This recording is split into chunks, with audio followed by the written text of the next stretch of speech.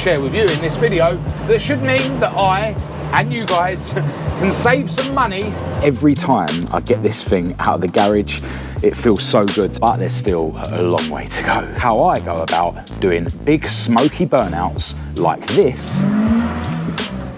Disclaimer, only do them at the drag strip or in Mexico. What are gonna be the new leads. This fourth lead that hasn't got the connector on this end yet. It was finally time to start looking at Heidi's face.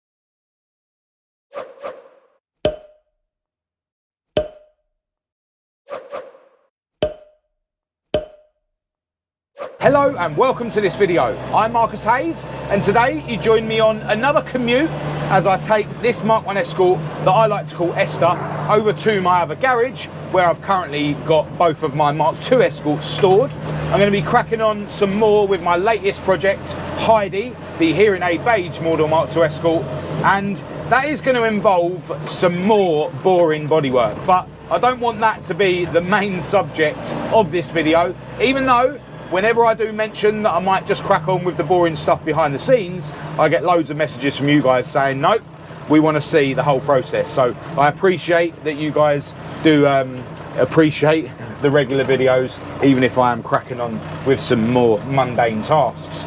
It's now been a couple of days since I took this thing to the Ford show at Santa Pod and took this thing down the drag strip at Santa Pod for the first time since I fitted the ST170 setup. And yeah, she exceeded all expectations. So yeah, if you haven't seen the last video, definitely go back and watch that, because yeah, it was an awesome day, and as I say, this thing done really well on the drag strip.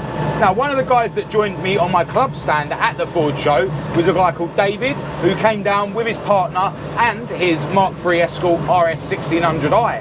And he very kindly showed me something that I'm going to share with you in this video that should mean that I and you guys can save some money whenever we need to replace the ignition leads on our engines.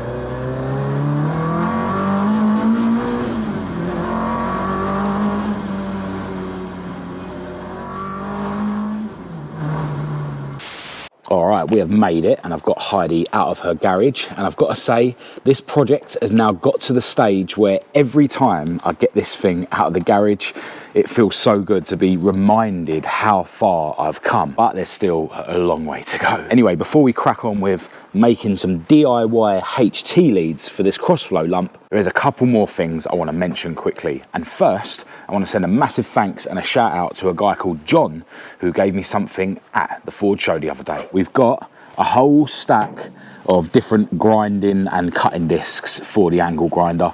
Got some really thin cutting discs there, some more thicker discs there. I imagine they would be for grinding. We've got one of these flap wheels, which I now fully accept should never be used to strip paint off of a panel, no matter how impatient you're being. But yeah, that will certainly be awesome for grinding down some welds.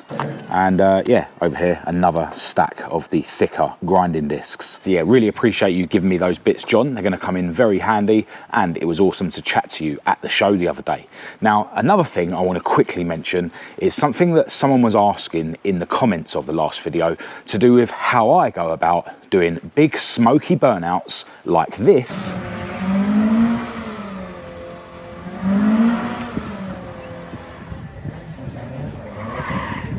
Before running Esther down the drag strip. So let me jump back into Esther's cockpit and I'll explain my technique. All right, so it's worth noting that I do my burnouts in second gear, which is probably only possible because of how revvy the gearing is in this car. I do burnouts in second gear in Maud as well. She's got a 4.1:1 ratio diff and a Type 9 gearbox, which is stock apart from a longer first gear. So yeah, I like to use second gear for burnouts. It just means that you do bigger, smoky burnouts without, you know, revving the engine for as long. So yeah, second gear, but you know, most people may have to do them in first gear. Now, in terms of the pedals, there's a couple of ways you can do this. Now, one way is you push the clutch down, put it in whatever gear you want, and then push the accelerator down hard so that the revs go right up, and then drop the clutch really quick, and then as quick as you can, jump on the brake with your left foot. And you need to be quick on the brake pedal, but not hard on the brake pedal, because if you push the brake pedal too hard, then it's going to lock your rear brakes up as well. But if you get the pressure right, then it'll only really lock the front brakes, because your front brakes should be more sensitive than your rear brakes. So again, it's, you know, the same as doing like a wheel spin. So clutch down, in gear, rev it, you know, to the red line, drop the clutch really quickly, and then get on the brake like that. The downsides to doing it that way that I just showed you is that inevitably, you know, when you first drop the clutch, the car will lurch forward ever so slightly, you know, before you manage to get your foot on the brake. And, you know, it is kind of hard to get the exact amount of pressure when you get your foot on the brake, because you're being so quick. It's really hard to be sort of quick and accurate with the pressure. So that's one reason why I don't like that method. Another reason why I don't like that method is when you need to all of a sudden stop doing a burnout. So, you know, you're revving it away and you're holding the car with your left foot. When you need to quickly stop doing the burnout, you need to jump both feet onto other pedals. So you need your left foot to get on the clutch and your right foot to get onto the brake really quickly. So you need to go like this. So it's quite a big sort of leap you've got to do, you know, if you had to sort of all of a sudden stop doing a burnout for whatever reason. Now, one way that method is good is, again, if you're sitting there like this and you're doing your burnout and you've got it held on the brake. If you wanted to do like a rolling burnout, like, you know, you could be stopped still doing a burnout, but then you want to start rolling forward slowly, and then maybe after a while stop again. That is really easy using this method, because you literally, you know, you're revving away and then you just sort of come off a little bit on the brakes to allow the car to roll forward, then go back down again on the brake to get it to stop. So yeah, in terms of managing rolling burnouts, then yeah, the left foot brake method is the best. But as I say, that's not how I do burnouts, you know, rolling burnouts or standing burnouts. The way that I do it is I use my right foot to control the brake and the throttle. Now, because my pedals are quite close together, I do want to bend the throttle pedal at some point and just bring this slightly further away from the brake. But yeah, the way I do it is I bridge my foot across both pedals, and I essentially push the accelerator by leaning on the like stalk of the accelerator pedal. So I'm literally like this. So I'm pushing the brake with my heel, and then I'm pushing the stem of the accelerator pedal with my sort of outer edge of my right foot. And then with the clutch pedal, you know, you just use it as normal. So, you know, you'll push the clutch, put it into second gear, then push down on the brake with your heel and start revving the accelerator with your foot like this, and then just drop the clutch really quick. And then it's a case of just regulating the brake and the accelerator with your right foot, right? I'll show you with my hand because it's easier. So essentially you're pushing down on the brake and the accelerator like this, and once you drop the clutch, if you find that it's revving too much, then you just tilt your foot back like this. If you find that it's sort of bogging down and the rear wheels feel like they're locking up, then you lift your heel up slightly. So yeah, you basically use your right foot to do all the regulating on the brake pedal and the accelerator pedal like this. Now, the downsides to my method is that it is quite difficult to regulate everything on the right foot, but through trial and error and through practice, you sort of get the gist of it. The positives about doing it, my method, is, you know, if you do need to all of a sudden stop doing your burnout, right? Because ultimately you'll be like this doing your burnout, and if you need to stop all of a sudden, all you need to do is push your clutch, you know, and then you can worry about, you know, coming off the accelerator. So yeah, it feels better to me in terms of if you need to like stop doing your burnout in an emergency. Also, my method means that you don't lurch forward as you start your burnout. If you get the pressure right on your brake and accelerator, which, you know, you will do after some practice, you literally, you know, set it up, put it in gear, clutch in, drop the clutch, and if you're doing it correctly, the car won't even move forward at all. You just start doing a burnout. And the guy that asked me in the comments, that's what he was saying. He was saying, how do you do it without lurching forward? So yeah, that's how I do it. Another thing that the guy asked in that comment is whether I use a line lock. Now, I I don't have a line lock, but you know, while we're on the subject of burnouts, a line lock is basically a thing that you plumb in to your front brake pipes, which is kind of, you know, a bit of a cheat, right? You know, it makes life easier for burnouts. And when you've got a line lock, you know, most people will have them like on the tunnel here. You know, it's just a lever. You can get mechanical levers and also electric levers. Like, you know, you could just have like a button on the dash. And essentially, to use a line lock, you just press your brakes, then you pull your line lock lever or press your button, you know, however your line lock is operated. Then you can let go of your brakes, and then basically your front brakes will just be locked on because it's plumbed into the front brakes only. You know, it just locks the front brakes, and then you don't even need to worry about the brake pedal when you're doing your burnout. You just literally push the clutch down, make sure it's in gear, rev it high, and then dump the clutch, and then your car will just sit on the spot and you just rev away until you're ready. And then I think, because I've never actually had a line lock, but I think you'd then be at the stage where you're just revving away, and you could just like gradually release your line lock, and you know, your car will start moving forward. And then yeah, when you get to, you know, near where the start line is, you just, you know, clutch in as normal, and yeah, just set yourself up. So I'm not going to do a demonstration around here at the garage. I don't want to annoy my neighbours, but yeah, I hope that explains how I go about doing burnouts before I do my run down the drag strip. You know, the reason that drag racing cars do a burnout before they start is to warm up their tyres. Arguably, it might not make any difference when you're using road tyres like I was. It's more about, you know, drag slicks that don't really work properly until they've got heat in them. But you know, whether it does make a difference with road tyres, it looks cool, and it's always fun to do a legal burnout. But I will say, disclaimer, do not do burnouts on the public road. Only do them at the drag strip or in Mexico. Anyway, let's crack on with making some DIY HT leads for Heidi. All right, so I've gone ahead and removed all of Heidi's blue HT leads, and I've made this little diagram here just to show which lead goes where on the distributor, just to make it easier to put this thing back together afterwards. And up here I've got Heidi's blue leads, and then over here I've got what are gonna be the new leads. Now David's made a decent head start on this by almost making me up 3 out of the 4 HT leads that go from the spark plugs to the dizzy cap. As you can see, these have got the connectors on here. I need to add the boots to this end, but on the spark plug end, they've got the connectors on and the boots already. And I've just had a little bit of a mock-up with these, and I can see that this 4th lead that hasn't got the connector on this end yet, I just need to cut it down ever so slightly. And yeah, basically I'm just going to show you what David showed me, which is how to put these connectors on the end of here, because it's actually pretty simple. And David was saying to me that, you know, all this stuff, you know, you can buy the lead in, you know, by the meter. It's only like a few quid a meter, he was saying. You can buy all these ends, although you can just take them off of your old leads, which is exactly what I'm going to do for this connector and for the 2 connectors on the King lead. So yeah, as well as being an interesting thing that you can do yourself, this will actually save you money. Now it's worth noting that this lead that we're going to use for the King lead is 7mm, whereas these are 8mm, and that's just because David didn't have any more of the 8mm left, but this will be absolutely fine, I'm sure. The rubber boot was really hard to pull off of the blue HT lead, and it broke, leaving the connector inside, which I had to fish out with a screwdriver.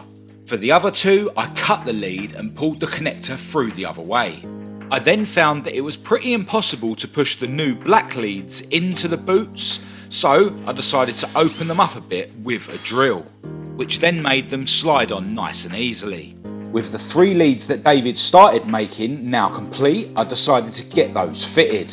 I used circlip pliers to open up the connectors so that they were then a nice tight fit in the dizzy cap, and I could instantly see that these black leads suited Heidi's engine way better than the blue ones did. I used a screwdriver to carefully unpick one of the connectors from one of the old blue leads, and then it was time to make up the 4th HT lead. First, I needed to cut it to length. Now I was going to be cutting this out a bit and not this inner bit. After carefully cutting the outer bit with a Stanley blade, I was able to pull the outer bit off. I then removed the tape and then trimmed the inner bit down so that I had about 1 inch sticking out. And this inner bit is the bit that carries the current from the distributor to the spark plug.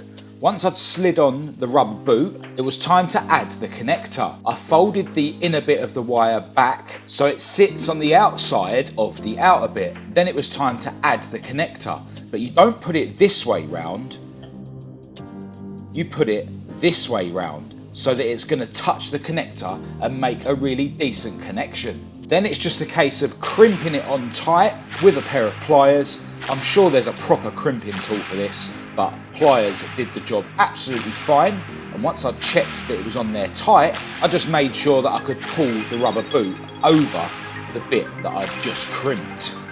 Job done. I repeated the process to make the king lead that goes from the distributor to the coil, then got this and the 4th spark plug lead fitted to the engine. I made the king lead a bit longer than the blue one was, just so that it could be run under the servo nice and neatly. And yeah, I think you'll agree that the black leads look way better than the blue ones. All right, there we go. Heidi now has some black HT leads, which are nice and subtle and definitely tie in better than the blue ones did. Massive thanks again to David. I will chuck all these spare bits in my garage so I can use in future, although I think I am going to buy some brand new ones of these, because David was saying that these are ridiculously cheap. You can just buy them in sort of bags of 100. But yeah, I just think making your own HT leads is the way forward. With sort of Z-Tech swaps and stuff, you know, people mount their coil packs in different places, you know. On my ST170 powered cars, I've got the coil pack mounted underneath the inlet manifold. Some people mount it over here. So depending on where you mount your coil pack or your coil with, you know, a Crossflow or a Pinto powered Escort, you know, will determine how long your HT leads need to be. So if you're making them up yourself, you can literally make them the perfect size. And, you know, if you're making them up yourself, when they fail, you can just make them up rather than having to wait for them to get sent to you, or bother going to buy some from a Motor Factors, if you're even able to get them from a Motor Factors for a classic car. So yeah, really cool to learn how to make my own HT leads. But right now, I think I'm going to crack on with some boring bodywork. It was finally time to start looking at prepping and primering Heidi's face. So I've got the front end jacked up and removed the passenger side front wing. With the wings removed, it would mean that I'd be able to get to the sides of the front panel as well. The worst bit of the front panel was the very bottom, but this will actually be hidden by a front spoiler. I covered Heidi's engine with a sheet and then grabbed the wire brush on the angle grinder to strip off the layers and layers of primer that had been applied by a previous owner. The wire brush wore out before I actually got to stripping the bottom bit of the front panel, and it wasn't in the best shape. There was definitely plenty of pits of rust all over it. At this point I was running slightly late for my boxing class, so I jumped in INSTA and pressed the loud pedal quite hard, which is always a fun time.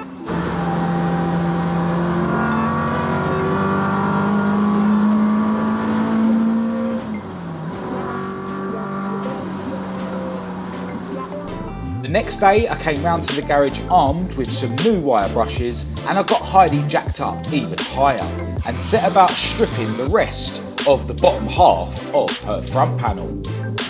I used smaller wire brushes on the drill to get into the smaller, tighter areas and to clean up the sides of the front panel.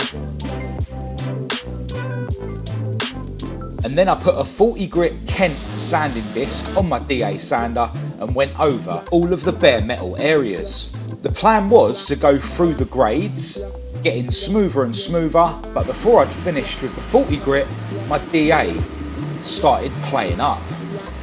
It started running slower than normal and it sounded like it was trying to cut out. Anyway, I finished sanding the front panel by hand, and then it was time to give these scabby sections a bit more attention with the wire brush on a drill. I basically ended up hitting the whole thing And then I decided to use a flap wheel on the grinder to hit the really rusty bits at the bottom. After a blow off and a hoover out with the hoover, I grabbed the Kent Acrosol to clean the front panel, and then I grabbed the rust converter and slapped that on. I ended up covering the whole thing just because there were scabs everywhere. Later that day I came back round to the garage and gave the front panel a sand before hitting it with the Kent epoxy primer. I did my best not to get any overspray onto the beige bits in the engine bay, and I gave the front panel 2 coats. This job was way more hassle than I expected, but Heidi's face was looking a lot better. All right, so got the bottom half of Heidi's front panel in epoxy primer. To be honest, you can still see the brush marks from the cure rust, but I'm not worried about that. This front panel is going to need loads of work, loads of filler work, and we'll just give it a good few coats of the high build primer when the time comes, and we'll be able to smooth it out to get rid of those.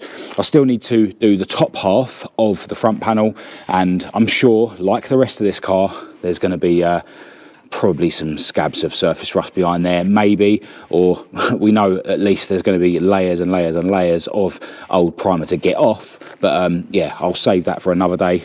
Just really glad that I was able to sort of conclude what I'd started with the bottom half of the front panel in this video.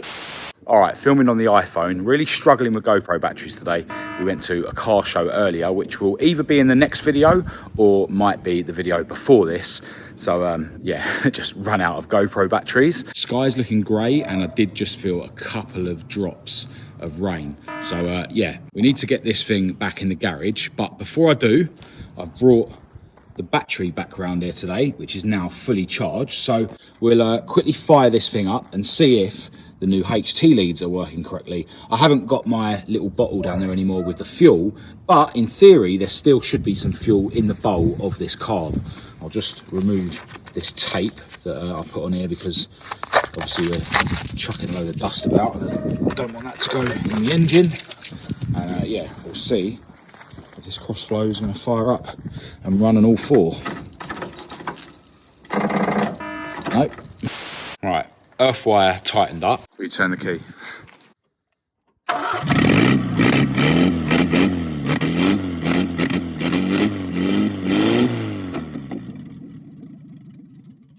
Happy days, that was definitely running on all 4. Anyway, we're now at the point where most of this thing is in epoxy primer, apart from the bits that were already painted beige.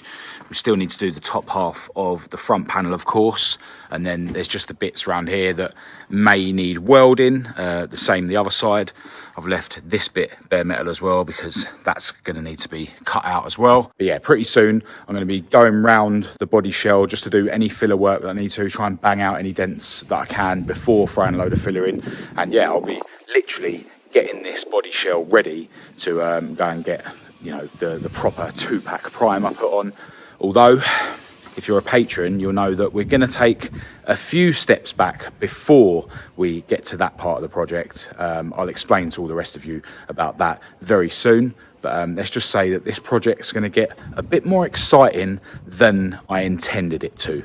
But yeah, stay tuned to the channel for all that. Yeah, right now, need to get this thing packed away, and then me and my beautiful girlfriend are going to get out of here. Now, before I go, got to send another massive thanks out to John and David for helping me out with the bits that I showed you earlier on in this video. Massive thanks to all of you that have tuned in. If you did think it was any good, please do give it a thumbs up and a share. If you didn't, give it a thumbs down. Click subscribe if you're new. Feel free to follow me on social media. I'll leave all the links to that in the description, along with a link to my own website and the Petrolhead Style website. Massive thanks as always to my patrons for your ongoing support. But other than that, until next time, thanks for watching.